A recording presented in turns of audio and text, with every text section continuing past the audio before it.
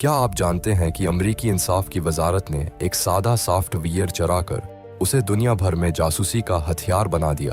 یہ INS Lu scandal کی کہانی ہے۔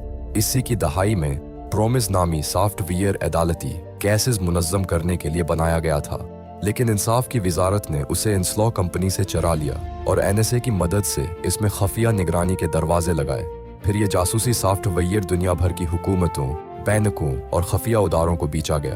امریکہ اپنے دوستوں اور دشمنوں دونوں کی جاسوسی کر رہا تھا۔ جب سچائی سامنے آنے لگی تو اہم گواہ اسرار ناک طور پر مرنے لگے۔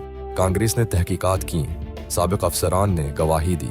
یہ معاملہ ایران کونٹرا اور بین الاقوامی منی لانڈرنگ سے بھی جڑا تھا۔